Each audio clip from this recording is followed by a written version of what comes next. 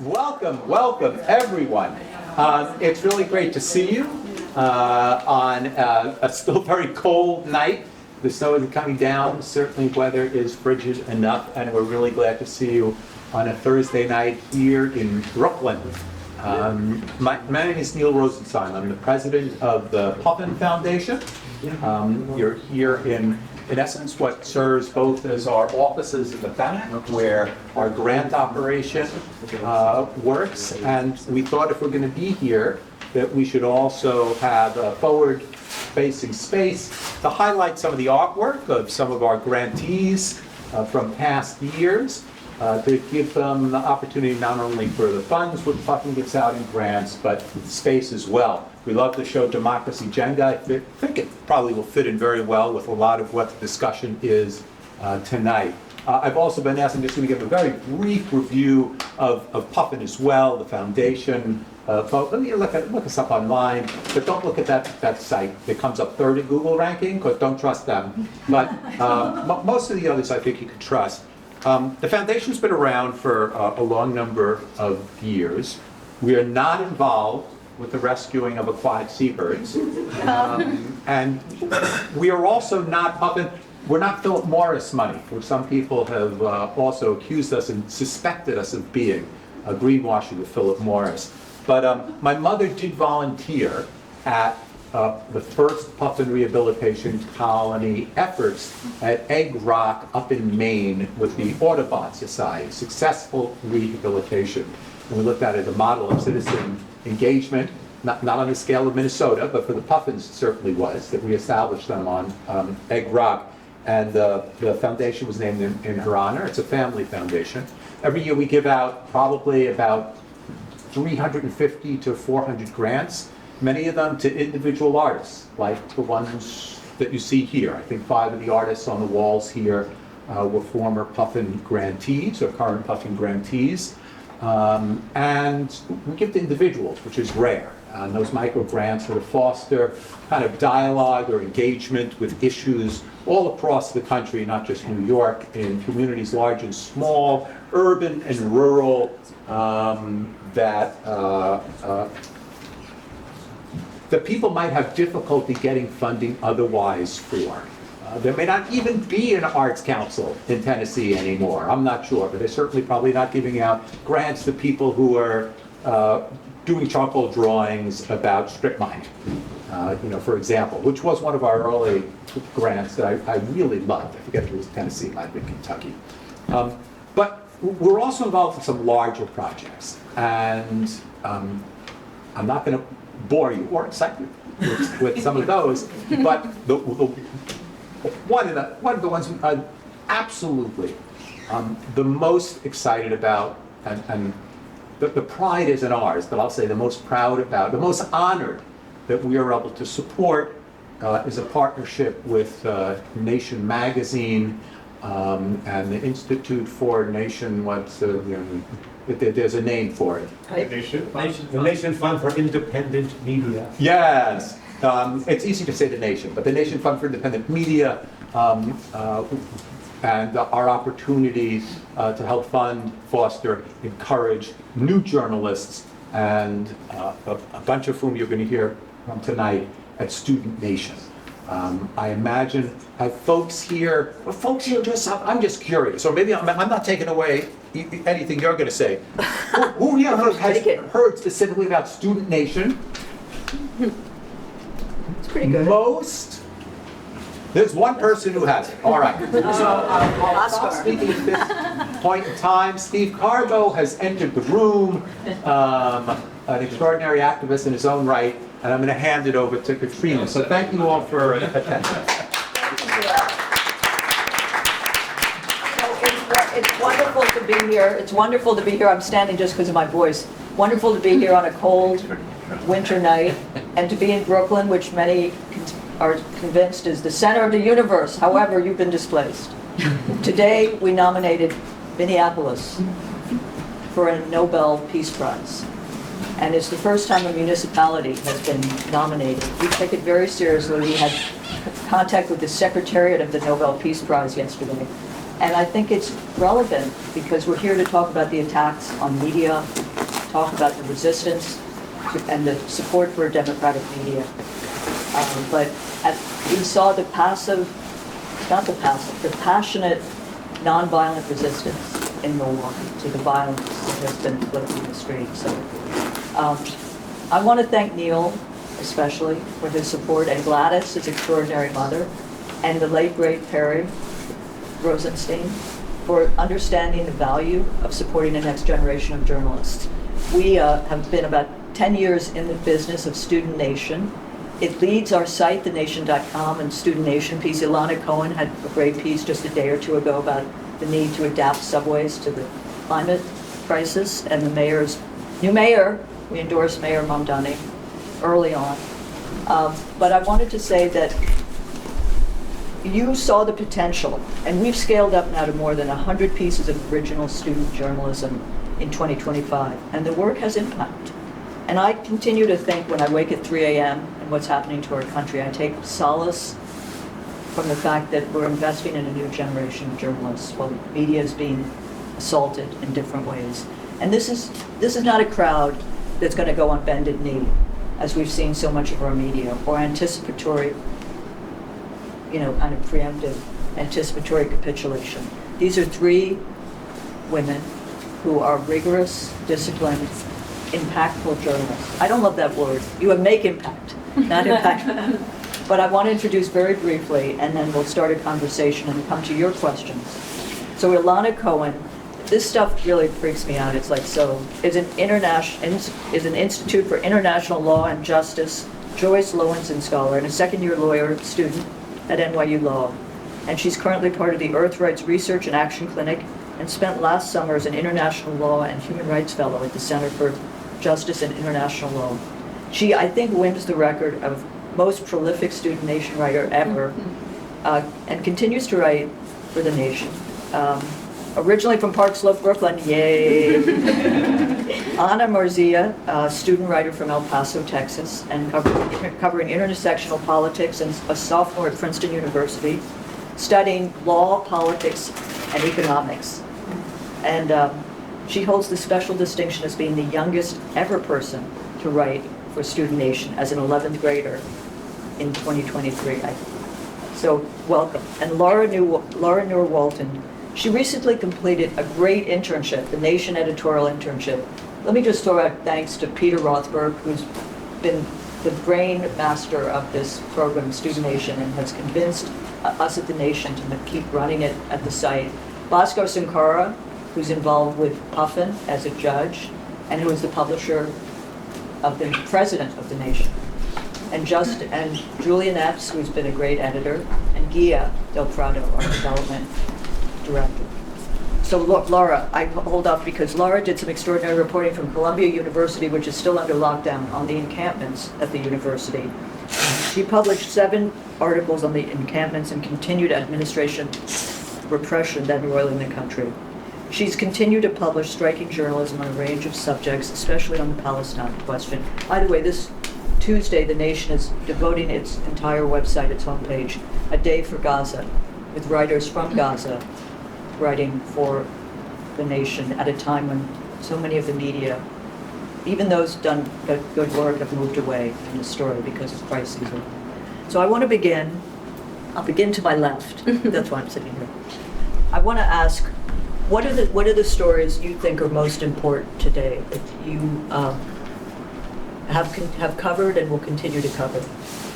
Well, I think in terms of thank you so much for having me, by the way. I'm really happy to be here. In terms of this, I think it's a very, 2 different questions. Yep. The stories that I'm interested in covering right now, I'm really interested in everything because I'm kind of at a crossroads in my career. I just finished the Nation internship, and before that was at Columbia, kind of living and breathing the campus movement.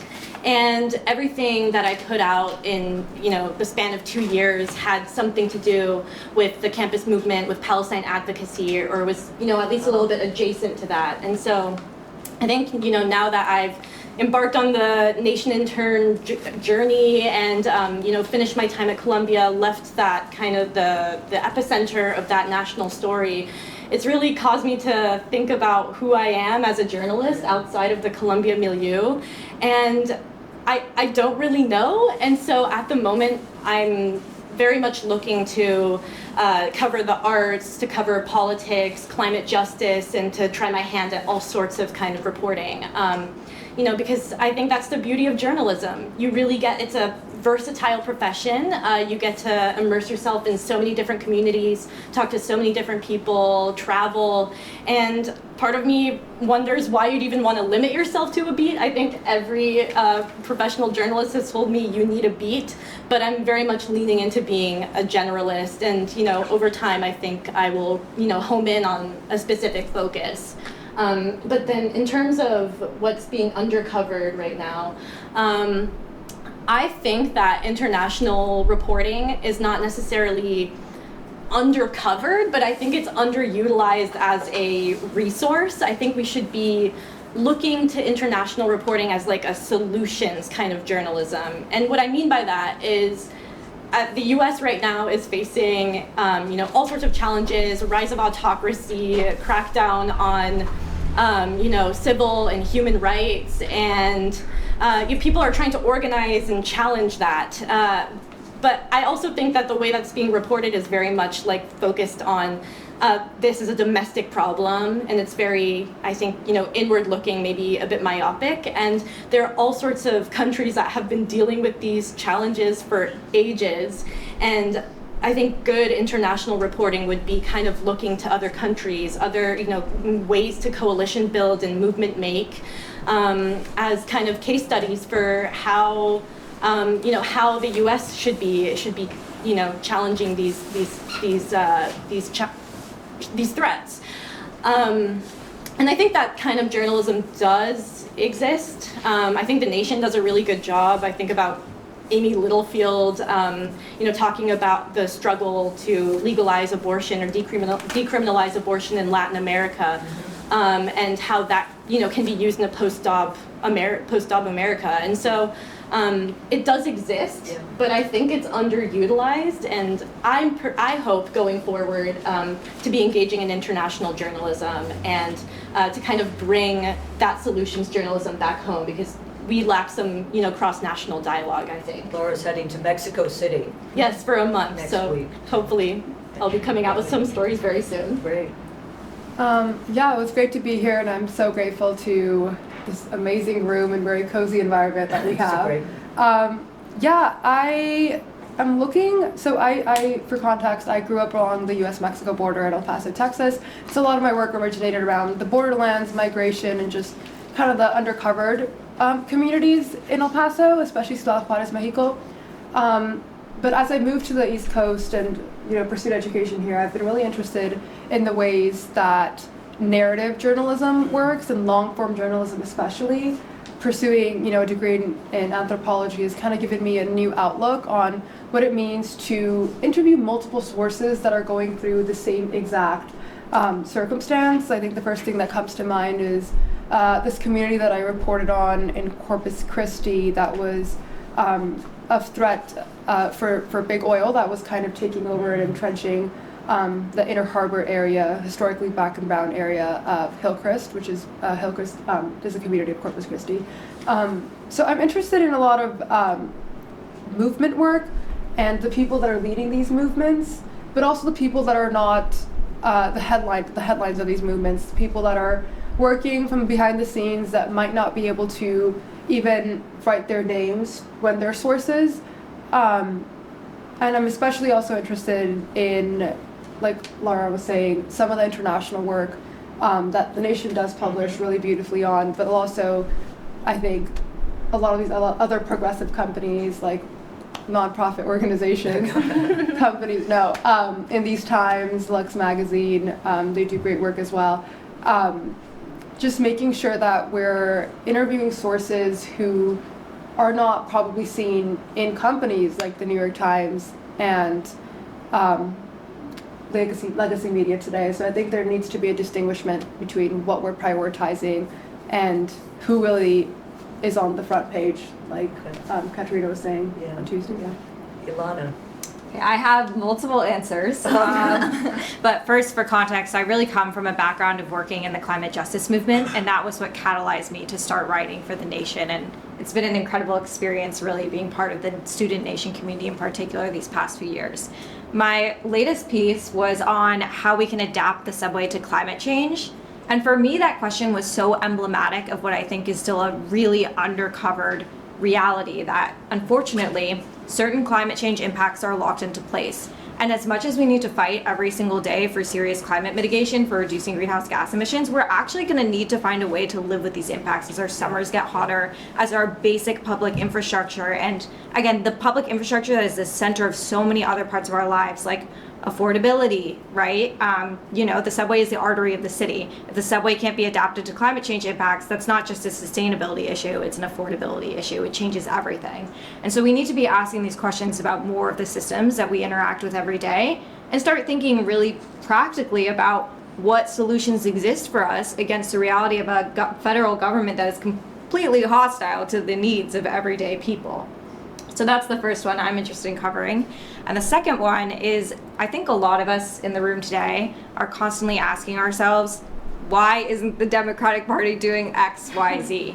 And I think that more journalists need to reframe that question in terms of what does it look like to build a new Democratic Party that is accountable to and truly representative of the people. The people in Minneapolis, for example, the kind of ideals that they're embodying, like where are we finding the leaders? What movements are going to allow us to actually systematize that kind of resistance?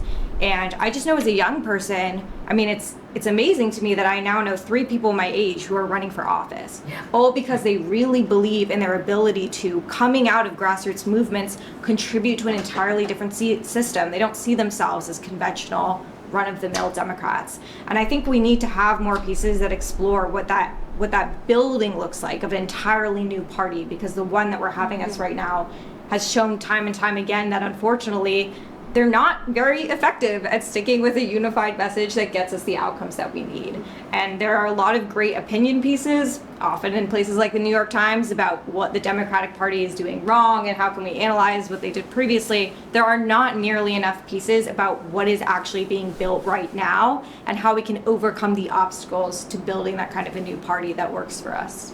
Thank you. So much to think about, and something the nation does do is think a lot about the Democratic Party, which we're a poor country because it's really 2 parties, main parties, and within the coalitions. So there's a Bernie Sanders one too. But I wanted to ask, I got into journalism because I wanted to change the world. Do you have any of that? I mean, in terms of corruption, speaking truth to power is overused as an expression, but exposing corruption or speaking truth to power or not being a stenographer to power at critical moments.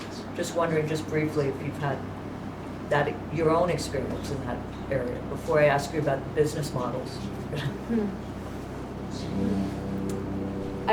Do you guys have ideas? I wasn't no, thinking. go ahead. I wasn't sure if we were going to go Okay. down the line, or I'm still thinking. I'm thinking We can come back to it. Let me ask something else.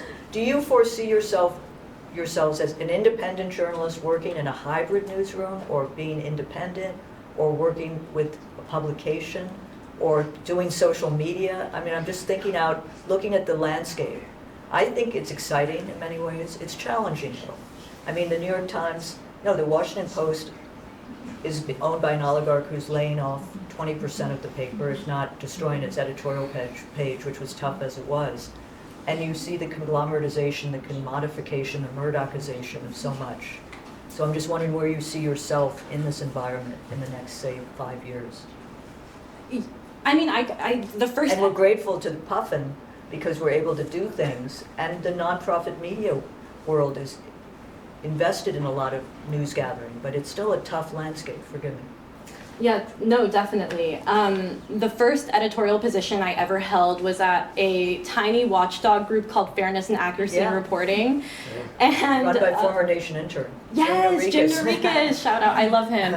I think starting out, like this was my first, becoming literate, media literate, Yeah. you know, and kind of understanding the perils of media conglomerates and, you know, how that impacts journalism. And so I think that definitely did impact, you know, and there are so many newsrooms these days that I don't feel comfortable working at, and that is extraordinarily limiting. I think the ones that will hire are the ones I don't necessarily want to work at. And so that makes things complicated. I think right now the way I'm negotiating that is I will do, you know, freelance writing, and then if I find myself in a newsroom, I imagine it will be probably editing or fact checking in at a progressive magazine, a place like The Nation, you know, that aligns with my politics. I feel really comfortable kind of standing behind. But it's tough. It's very tough, and I think increasingly there aren't too many vacancies in newsrooms. I think a lot of young journalists today are struggling to get their foot in the door and to get a newsroom position. And so, you know, That's honest. yeah. I don't see myself in the foreseeable future being a staff writer. And that's for two reasons. I really like the liberty and being able to come to editors with ideas of things that I've seen, experienced, and kind of lived in, especially as a student.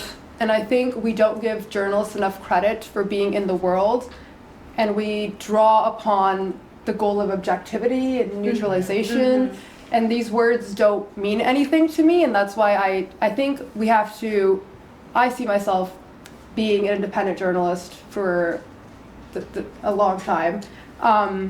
But I think there's a lot of work that needs to be done in terms of revitalizing print media. Like, we know, like, a lot of young journalists don't want to even apply for journalism Right. jobs because I'm a sophomore in college, so this is something that I've been thinking about since I got into journalism at 16 years old, and everyone's like, okay, so do you want to be a journalist when you grow up? And my answer is always, well, I am a journalist. I think we are doing real journalism, and I think we are seeing those numbers, and I think people are reading our work, so we are reporting and publishing, so we are journalists. And so if the question is, do I want to be a journalist? I think I am. But if the question is, do I want to be a staff writer? I think not. Do I want to write? Yes, and I will continue to do so. Okay. My answer is a little different because I'm also currently a law student. Oh, that's right. But I mean, I think for me, like, the reason I'm in law school is because the law is such an incredible lever for social change. As someone who was inspired to start writing because I came out of such a community organizing background and, you know, had the opportunity to be alongside people who are doing like the kind of raw, very necessary external pressure building on the system to get change. Now law has given me a tool to try to understand, okay, what is it actually within the system that helps concretize the goals of the people putting that necessary external pressure on it so that we can have lasting institutions and lasting laws and policies that really reflect people's daily needs. And so in that way, it's almost like learning another language, the same way that for me, journalism has been learning another language, which is how do you take a story that you know is going to empower people to go out there informed and able to act and package it in a way that lets them do that, especially when the topics can be really complex. I remember once when I was working at Inside Climate News, I had to write a piece on the development of these hydropower transmission lines. And I was like, wait, what are hydropower transmission lines? How would I ever make this story accessible to people? But I actually learned so much in the process of writing that article about what it means to really break down social justice impacts, like lived environmental impacts, like running through your backyard, like in the water that is 20 feet from your home. And so, yeah, I don't know exactly what the future holds for me, but I continue to want to write in a way that, again, is a tool, like is a form of translation and is about sort of understanding how these different theories of change carried out by different actors work together to move a holistic movement forward. Because I think we need the journalists, we need the lawyers, like we need the activists in the streets. And oftentimes, like, we see all those actors as separate, but what we really need to do is think about how their strategies work in tandem. Thank you. I think at The Nation we hope that our words oxygenate movements and political figures and activists and thinkers. I wanted to ask a related question. You were talking about long form and narrative. What do you do with social media? I mean, do you engage? Do you use it? Do you see that as part of the future that you're worried about or not? And in that context, AI. You know, how do you see working with AI with integrity and fact checking, or do you just think the cat is going to come out of the bag and eat us all? Oh. Have you, yeah. I do have strong opinions about AI in newsrooms, which is I think they should not be in newsrooms ever. It's part of labor negotiations now. The New York Times labor, the News Guild is providing one of the 5 points is protection from AI. For the workers? Yeah, Or- for the journalists, for the members of the guild. Interesting. Yeah, I guess I see, you know, AI as kind of a public ill, a net public ill, in that it's so environmentally ruinous, and, you know, every search uses up so much electricity and so much water. And then there are also all these like hidden labor concerns about how AI companies like outsource their data annotation and content moderation. And I just think, you know, if journalism is supposed to be a public service, then why would it ever employ a tool that is kind of not, you know, working for the public? And so I just think on a moral level, that makes no sense. And then also on an editorial level, the, you know, using AI to write flattens the prose, obliterates originality. And then fact-checking, I just finished, you know, fact-checking at The Nation. I have done a lot of freelance fact-checking as well, and I've definitely noticed in recent years authors using AI in their writing, which means like sometimes I find hallucinated quotes in the text, like authors will make up a quote essentially that their source never said, and it's just because AI does not treat, you know, quotes with the level of sanctity that journalists ought to. I see journalists offering me their sourcing with chatgpt.com tacked on at the end, and it's just, you know, very disturbing. It totally undermines the factual nature of their reporting. And so I think it just definitely should not exist, period. No But moratorium, no, not just no. just Not no. freeze, not moratorium, no. Yes. I think social media, on the other hand, can be a tool, and it can amplify really good journalism. Do you use it? What do you? I do. I use Instagram. I actually helped run The Nation Instagram while I was working there, and thinking about how to develop a good, you know, visual identity for a magazine is kind of of paramount importance these days. We And agree. so, yeah, definitely. So yeah, it's a tool. Okay. Yeah, I think there's like, I think we all need social media, like I think we all use it, and I think with the unfortunate just kind of dying of print media, we need to make sure that these publications are available online and accessible online. In terms of AI, I think using it to write is just unacceptable. I think as journalists, there is a lot of joy that I get in being able to, you said long form and narrative, and that just cannot be replaced. And yeah, like using that for sources is like, I think that's the whole point. Like you're supposed to interview these sources, so that kind of blew my mind as well. But I do think that there is a place for AI in journalism. We all use Otter AI to transcribe. I mean, like I'm not transcribing it myself. AI is going to do that for me, and that's impeccable work that they do. I interview sources in Spanish. There are translating apps for Spanish. I mean, that's amazing, especially like in languages that other journalists might not be able to speak. I think that especially is something that I find useful. I think also there's a need for more visual, kind of real content in journalism that I think can be created with AI, but using the original content of journalists to kind of transform this. But yeah, I think we can kind of make it more efficient. Oh, so we But- got ban? But- I think we can make journalism more efficient, but we should not use it for any of the originality of our work. Okay. Yeah. Sure. Well- Do you have a legal perspective on? Yeah. Oh, yeah, well, AI is a big issue at law schools as I'm sure. well. Yeah. I mean, I echo the sentiment of like the importance of originality. I also, because I've worked a lot in Spanish, I'm constantly using Otter AI, like Yeah. both in a journalism capacity and in a legal capacity, actually.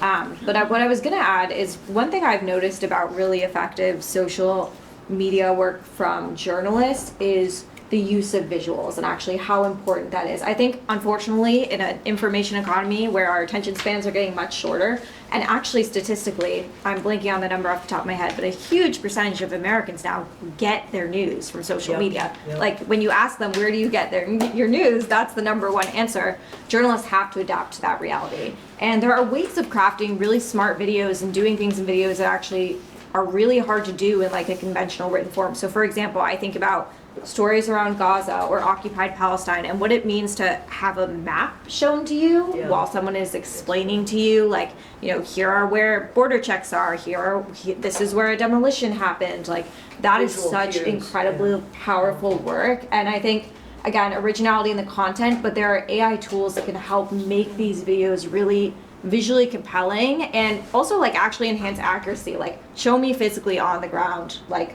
what this looks like, right? Like show me where this settlement is, and that's not just in the context of like war zones, it's in the context of every kind of story that is talking about a place that the reader simply cannot physically be or has never been. So that's one tool I think is really powerful. And I was just going to add actually to the previous question because I forgot it, but it's a Puffin Nation event, so I have to add it. Ellie Mistal is one of my favorite writers of all time, and I think is someone who just reflects perfectly what the power of like law speak can do in journalism and what it actually means to be a translator of the law to a public audience in a way that tells them what is being done to their civil rights and liberties. And that kind of journalism, like we need so much more of that kinds of journalism. Like it's amazing to me how much the courts, even where there are shortcomings right now, are guardrails of our democracy, and how few Americans actually like have the opportunity to understand what that means and like what's happening in the courts. And we need more people who are able to translate from like legal jargon that is written to be inaccessible for the average person to a broader audience. Last question. We see security threats and we see journalists equipment being taken. I'm thinking of people working on the border, for example, or in war zones. Do you have reflections on how, as a journalist or in a journalistic community, you fight disinformation, misinformation, attacks, physical and other? This is a broad question, but just Craig Newmark has essentially, besides giving to CUNY, the journalism school, which is good, but he's focused on disinformation. And I think with AI in the picture, we're looking at new levels. And then in addition, the physical security that journalists now need to bring to bear in their profession. We had a briefing by Jamil Jafar from Columbia, just like, you know, you got to strip your computer of data, you got to have a special phone, and just lots of encryption. So I wonder if you're looking out to that, if you have thoughts about it. I feel like I should definitely know a bit more about physical safety as a journalist after reporting from Columbia. I still kind of I actually worked at Knight First Amendment Institute with Jamil. I was going to say you were an intern. I think you were an intern when Vance attacked the nation. Vice President Vance and his he took over Charlie Kirk's podcast and he began by denouncing the nation as contributing to the violence. And I remember in the office, there were a lot of younger editors who were really freaked out and wanted to have security issues dealt with quickly. Then there were older editors who saw in what J.D. Vance did, just wanted to expose it and write about it as opposed to first security. Anyway. Yeah. I think in terms of disinformation, though, I think human fact checkers are extremely important, and a shocking amount of newsrooms don't have fact checking services. Like, even the New York Times doesn't have like a formalized. Don't quote me on this. I don't believe the New York Times has a formalized fact-checking department. They sometimes fact-check investigations, but you know, most of the stuff you're reading on a day-to-day basis is not fact-checked, and that really freaks me out in the age of AI, because the amount of AI that I catch is kind of staggering. And then also, even with the human-generated articles, I find a lot of inaccuracies, some of which are totally inconsequential and others that, you know, changed the entire content of the piece. And so it definitely gave me pause about, you know, what the articles that I'm reading, you know, in other outlets aside from the Nation's physical copies, which are all fact-checked. We've never bought into objectivity, though. We're honest. No, we're honest about our values and Transparency is much more Transparency. important than objectivity. I mean, you know, Yeah. Fox's logo destroyed it all. Sorry, Anna. Yeah. I think the first thing that comes to mind when I think about security as a journalist, I mean, you know, you kind of know what you're getting into when you're reporting, especially like on the ground, in whatever area that may be. It is a tasking, Yeah. it is a tasking job, and there's a lot of pride and courage in that.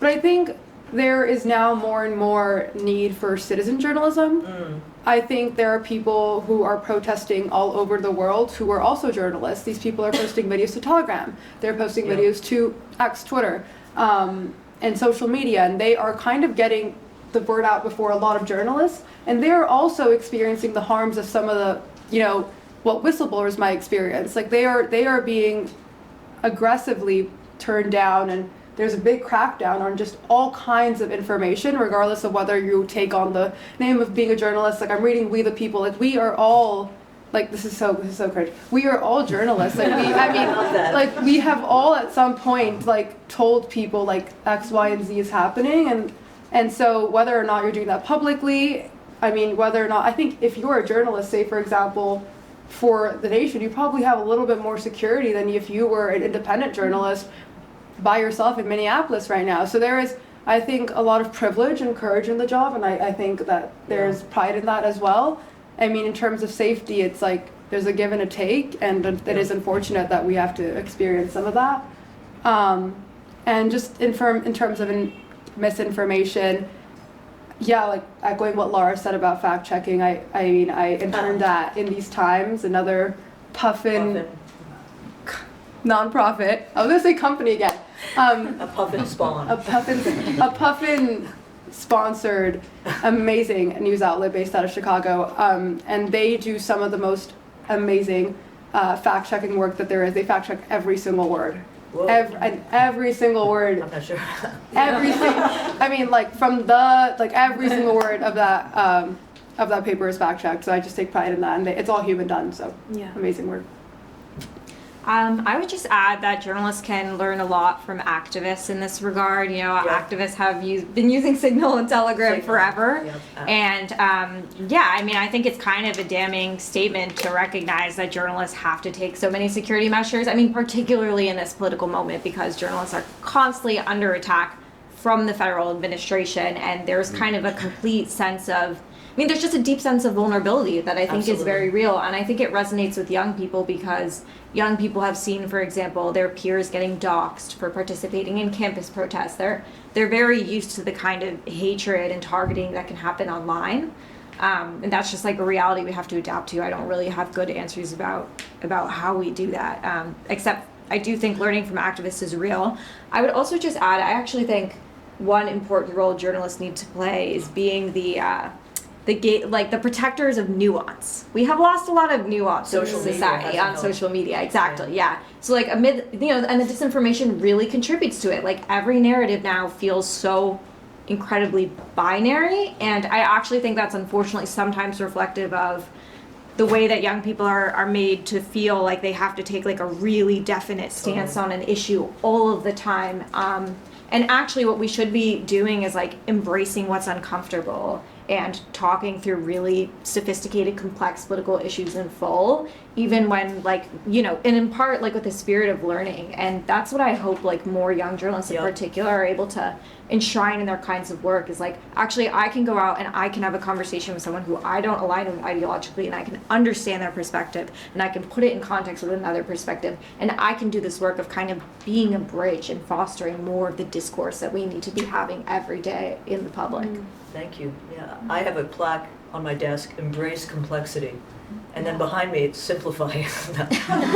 Simplify life, embrace complexity in journalism. So I'm going to turn it to the crowd. Questions for these great panelists, journalists? Yeah, Thank you. This was really great. You know, a lot of the talk today was focused on international and national news and news outlets. We know that local journalism has been hollowed out for for decades now, really. Do any of you have an interest in local journalism, or any of your young journalist peers? What do you think about the future of local journalism? It's a great question. It's a really good question, and I think Anna said that she doesn't want to go into, to be a staff writer, because I think that's a very demanding job. It demands a lot of contributions, and these days I think a lot of people are, really exhausted by the news cycle, and so the young journalists I meet today, for the most part, are not interested in writing dailies, and I think local journalism hinges on people who have the stamina to constantly be covering, everything that's going on in their locale, and so I'm actually really concerned about local journalism, and I do think that's also something that is totally undercovered. We're losing local journalism, and it's important. It's a core tenet of democracy, being informed. And so if you don't even know what's going on in your community, how can you make informed decisions, on a more macro scale? So I wish I had a better answer to your question, but at least in my experience, I don't know a lot of young journalists who want to go into local news. I think local news needs more funding. I think a lot of national media gets a lot of attention. I mean, I can name a couple of nonprofit local news out of El Paso. There's one called El Paso Matters. And they do some of this local work, but again, they rely on the same funding that they probably cannot get. So in terms of, we do need more journalists doing this work. I just don't think there's enough of a ask. And it is really hard to print and publish, especially daily, if you're a nonprofit. And that's unfortunate, I would say two things. So the first, I think we need to see more collaborations between local and national newsrooms. Actually, shout out to the Nation for this. When I wrote an article on surfer environmentalists in Peru, thank you. What was incredible was that the Nation let me co-publish it with a Peruvian news outlet called Ojo Público, and so I had the opportunity to be writing both in English and in Spanish, and to reach these two different audiences about what was ultimately a very place-based article. Like, a lot of the inspiration for this article came out of work that I was doing, and literally just being in Lima on the Malecón, seeing surfers get up every day at 6 a.m. and understanding, how those communities worked. And I remember back when I was at Inside Climate News, I did a piece, I believe, on a fracked gas plant in Oregon that we co-published with a local publication as well. And those kinds of collaborations allow stories of great public impact to reach both a local audience and a national audience simultaneously. And there's something incredible about that, because you're informing people about something that's literally happening in their backyard, but you're also calling attention to it, to more readers who would otherwise never get the benefits of understanding what's happening or invest in that issue area.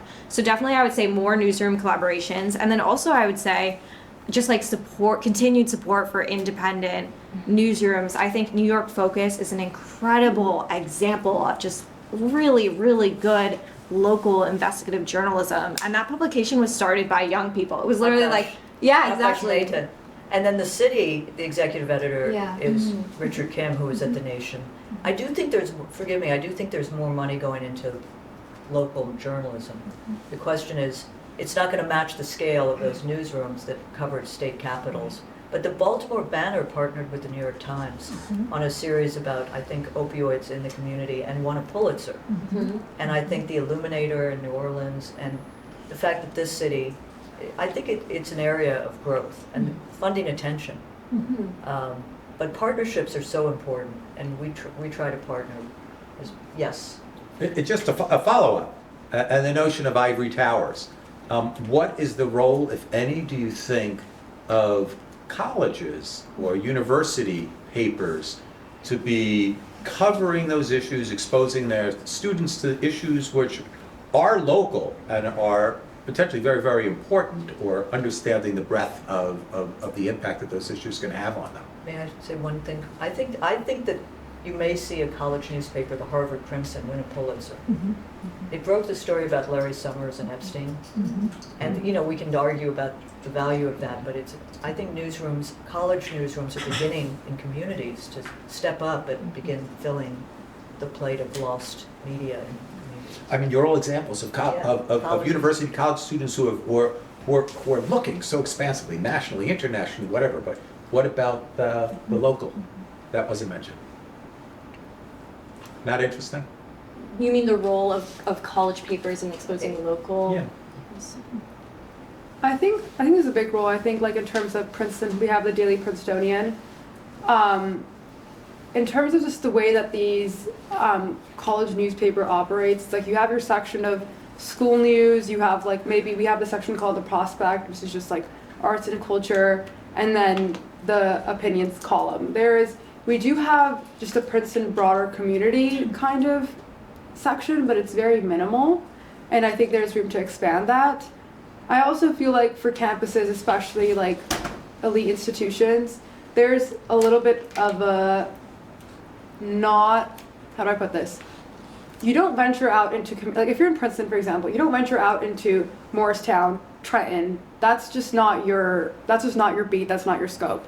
So There's enough corruption on the campus. yeah, so yeah, well, Katrina also went to Princeton. Yeah, so there is just like, even past the first street of Nassau Street, there's very little reporting done past that first gate. And so, like, we don't even talk about, Princeton owns the most real estate in New Jersey. Like, we have we should be, and we must cover New Jersey, because we are in this area, but it doesn't happen that the Daily Princetonian will cover New Jersey. It's interesting, but yeah. I actually have a different, sort of like the opposite. I grew up in Evanston, Illinois, which is where Northwestern is. And the only daily newspaper in Evanston was the Daily Northwestern. And so it kind of picked up that, it assumed that local newspaper identity and was covering, greater Evanston in a way that was definitely benefiting, residents. And so I think it's very, it's possible. I don't think most college newspapers are doing that, though. Yeah, I think especially in the Ivy League. Yeah. There is not, a branch out. Yeah, well, I guess I would say two things. One is that I do think students on college campuses have this incredible ability to do institutional accountability deep dives that are really hard to do when you don't have immediate access to administrative offices. You can knock on every single day and email every single day if they don't respond to you. And I think that's where, for example, like with the Summers piece and some of the most incredible reporting actually I saw come out of the Crimson, there was always things where there was a Harvard tie. And actually there were good pieces on gentrification of the surrounding communities, not paying sufficient taxes, these kinds of things. And part of that is, again, because the unique positionality of being a student in these ivory towers means that actually you have access to the people whose doors you need to knock down to get the answers. But I would also add, I think there's a role for that kind of local journalism at every level. I wrote periodically for the Crimson and the Harvard Political Review, but I wrote more for The Nation than I did for either of those publications in undergrad, mostly because I was a divestment activist full-time and a student second. But in high school, which is actually how I found out about The Nation, I ran my school newspaper, the Beacon Beat, and I literally, this is so horrible, but I remember there was tragically a pipe bomb one morning in the subway on our way to school, and the first thing I did when I got to school was I rounded up all the reporters and I was like, go interview your peers. They were on those subway cars. One girl got her leg trampled. How are they feeling? What are they experiencing? The police are 2 blocks away from our school. And high school kids can do that, especially in the city, because in a way, high schoolers are actually so much more embedded than a lot of college students in our local communities. They're going back and forth, they're taking the trains, they're taking the buses, they have to go to point A for extracurriculars, point B for class. And so I think we also need to broaden our conception of who can be contributing to local news. And really, StudentNation was such an incredible tool because it helped allow for there to be training at that younger age that I think actually is essential for cultivating a new generation of journalists. Whoa, okay. Yes. Thank you so much for the great discussion. I love that point about engaging high schoolers. Yeah. And I also wanted to flag that there's a bill, I think, in the state Senate right now that is stalled there. in New York that would allow local news outlets to get half of the salary of their staff reporters back as a tax rebate, I think. So I think It's been there a while, Yeah. but Yeah. it should be installed. it should be installed, yeah. And I think thinking through solutions that involve government right now is pretty hostile to news. But I think there are a lot of solutions that involve thinking about journalism as like a utility or Yeah. something that's a public service in that way. And I also did have a quick question as well. So I was curious, Anna, what you think anthropology has to say to journalism, as someone who's not well versed. It's a great question. And then if there's time, I'm also just curious what all of you think are the elements that make, in your experience, readers engage with this story. I feel like there are a lot of stories that are important, people don't pay attention to, a lot that maybe are less sort of quote unquote heavy hitting, that do engage people. Yeah, so sorry to dump all those questions. No worries at all. And thank you for the question. When I was declaring, well, I haven't even declared my major, I'm going to declare in May. At Princeton, we wait 2 years.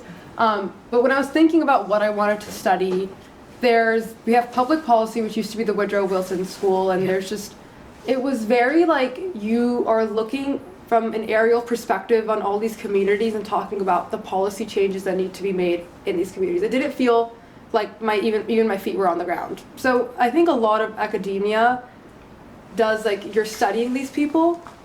I think anthropology is where I kind of found a home in a kind of like a trade-off between you can go into these communities, you live with them, you experience their livelihoods. It's long form, like ethnographic work, it takes years and years. A lot of my professors and some of the research questions that I'm trying to pursue, like for the thesis and the junior paper, are like living in these communities while you work on the work. And I think it also most closely resembles journalism, because in journalism, it feels very transactional in a lot of ways, because you are going in, you're interviewing one person probably once, you have their number in your phone, you'll text them, hey, story's live, here's the link. Maybe you'll reach out to them once more after that. Maybe you'll do a follow-up story, and that's twice that you're texting them. You're never really engaging with this person outside of, hey, I need you as a source. And that aspect especially was concerning to me, because so many of these people will go on with their lives, and you have just used them for a story, and that's it, right? And so anthropology, I think, kind of bridges that. Like, you are, again, going into these communities again and again, coming back. It feels more like there's more progress being made. Yeah, and I think Princeton, I'm really grateful. Like, I'm doing a journalism minor, Latin American Studies minor as well. So I'm really just doing whatever the fuck I want, like, which is amazing. Like, shout out liberal arts degree. Yeah. Yeah. So, yeah. Like, in terms of why I did that, that's why. Like, I think I'm having a great time. Just came from a math alive class. We learned what are the probabilities of getting a straight flush in poker. Like, it's great. It's great. I promise you. So yeah, that's kind of a long answer to your question, but yeah. And then you wanted to know about engaging articles, stories. What makes... I've always wanted to send an anthropologist to Washington, D.C. for the week. Yeah. Because it's performative. I'll do it so for much you. of it is, strutting and the Sunday talk shows, the whole deal. I would just emphasize, like, narrative. I think narrative is what makes people read. Like, put someone in a place, give them a person they can connect with, and that's always, I think, like, the best introduction to any story, even if it's, like, at the end of the day, just about, like, a bill, like, what that bill's status is in the legislature. Like as humans, I think there's a lot of science that shows this. We just naturally crave stories, and we best understand the world when we think that we can feel it around us. And so the more narrative the journalism is, I actually think the better. And also just, like, picking issues that feel really salient and relatable. Like, it was easy for me to think about a piece on the subway because, like, I'm on the subway all the time, and I keep asking myself, like, what the heck are they gonna do when we have, like, another summer of hell in, like, 4 months from now, or, like, the next flash floods come. And so just asking those questions all the time about, like, the parts of people's daily lives that are underexplored but actually so necessary for them to get to work or get to school or get to their homes. Like, I think that's where the best stories come from. I 100% agree, but I also think that assumes that people are actually clicking on stories to read them. And as you said, like so many people are accessing or getting their news from social media. And so I think like nowadays, branding really important stories and like gearing them, I hate it, gearing them towards like virality is kind of important. Like I actually, you know, I've looked at the nation's analytics. The most like clicked on stories from our social media are the ones that are invariably the most popular. And so I think, you know, because that's now part of the media ecosystem, it's now a consideration. And one of the best ways to get eyes on a story is for you to make a really strong Instagram post. But without sacrificing the nuance. That's where I get. That's I want to see this social media, Yes, with this new social media nuance and one more. All right, 1.5 more. 2 more we can do. 2 more, okay. Yeah, thank you for such a riveting conversation. It's really inspirational as a young reporter. I'm a first year at Barnard in Columbia, and entering that landscape, it's extremely tumultuous under the university's governance, but also the role that public media plays. With talking with organizers and also student journalists, there's a lot of mistrust between like big legacy publications and like the students on campus. And I'm saying that because I feel like in general there's like a bit of an ideological mistrust between the younger generations and media. And I was wondering, as like young reporters, what are things that you feel either like publications can do or journalists day to day can do to restore that trust in media? Thank you for asking that. That was a question we missed, so thank you. So, We'll take to it, yeah, thank you all for the panel. I'm wondering what about an international issue draws you to cover it? I think I heard mentions of Mexico and Peru, and for me as a journalist, I'm often guilty of, you know, focusing on things that are, you know, the big, really popular stories like, you know, the Middle East, Venezuela, Eastern Europe. And so I'm wondering what draws you to these less covered countries. Anyone wants to? There are 2 big questions. Yes. Yeah, I'm just going to make a Mistrust, comment yeah. on Charlie's question. I think trust in public media, I think you're a college student, right? So I think a trust in public media does come from the media being people you trust. So when I was a high school journalist, I was interviewing my peers. And so like these people trusted me with the narratives, and that's why I was able to trust the editor with my work as well. I will say that a lot of independent and freelance journalists don't write their headlines, they don't write their bylines. So when you see a very clickbait or viral kind of byline, like we aren't writing that, unfortunately. So there's kind of like a misgap between the stories that people will read and what the headline says. And that's why sometimes people are like, oh, I can't trust X, Y, and Z source. Like it'll be like 9 dead in X block of New York, and it's like, okay, can we have the narrative? Like you could have, there's a big frame that needs to be shifted there, and I think that can also kind of create more trust in media. And then in terms of what draws me like to some international reporting, my family's from Pakistan, so I try to do a lot of work in areas of South Asia that might not be publicly or just like undercovered. I think that just has like a soft spot for me personally. Yeah. I think in the Columbia context, the sources or the outlets that that students don't typically trust don't really deserve their trust. I think they demonstrated time and time again that they're not listening to students and they're not interviewing them in good faith, and then they're going to misrepresent them entirely, like when they actually report. So like a place like the New York Times, don't trust it, like not on everything, but like definitely for the Columbia encampment story, there was a lot of bungling of that story, and it was really exasperating because I would watch New York Times reporters interview students, and the activists were telling them exactly what they stand for, and then it was just like such a discrepancy between what was happening on the ground and what I was reading in the pages of the New York Times. So I think building trust with your sources and representing them properly is of paramount importance, and if you're not going to do that, then you're going to lose people's trust maybe forever. So yeah, that's kind of the way I think about that. And then in terms of international stories, typically I also kind of, think about what the news du jour is, and that kind of informs like what, maybe I'm interested in reporting on. But like when I'm in Mexico, I'm actually planning on reporting on the public grocery stores in Mexico that have existed since 1953. We should be in touch. Oh, yes.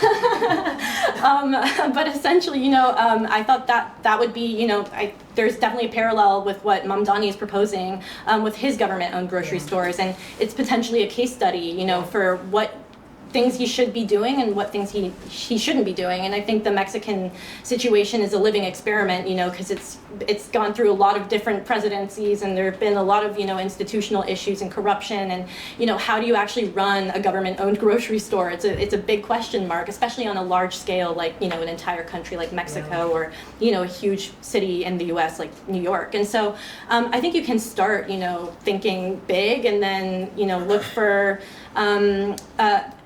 analogs elsewhere, because they exist, and I think they're, as I said before, they're undercovered and they're underutilized.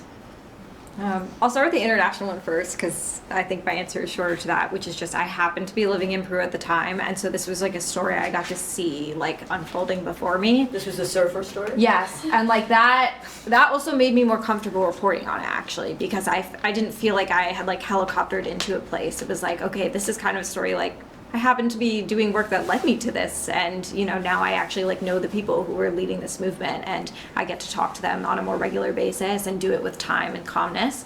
But in the future, I am definitely interested in doing more like independent international work related to human rights. I do a lot of legal human rights work right now, and actually I think, to echo an earlier point, there are so many struggles and crises and like monstrosities happening in the US right now, where I do think we can learn a lot from the global human rights movement, which is a movement that for some reason often like fails to include the US, perhaps because the US doesn't really have human rights as a legal institution. The US has kind of rejected that. Like, we have civil rights, we have constitutional rights, often not respected, particularly right now, but we don't have human rights. Like, we don't know how to use that language, or I should say actually a lot of activists know how to use that language, but it's not well reflected in our policies and our laws. And I think that there are probably really interesting models around fights to institutionalize human rights in other places that we could learn from, and actually have to learn from in the US to be part of like a global justice system. And then with respect to legacy news outlets, I feel very mixed on this. Like, I think going back to the point about social media, on the one hand, like,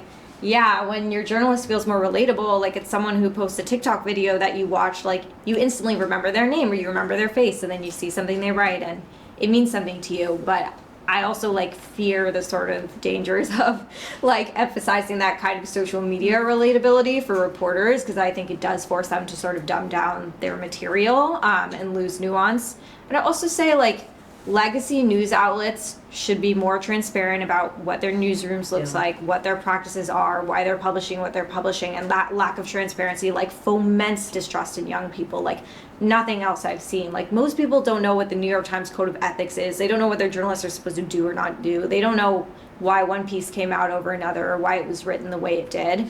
And part of that is like we need more news literacy, media literacy like education, but part of it is also like news outlets have to do better. And I think another part of it is there are some like weird attempts by legacy news outlets to look more bipartisan that are very, very performative, and I think undermine radically the like quality and respectability of the publication as a whole. Seems forced. Yeah, the New York Times unfortunately is like a perfect example of that. Like, it's like I can't remember David Brooks the. left today, I think. Okay, but what was the horrible headline about the piece that was like women in the workplace that went viral, where the original. Women ruining the workplace. Okay, thank you. But that was picked up from like Free Press or the Free Press.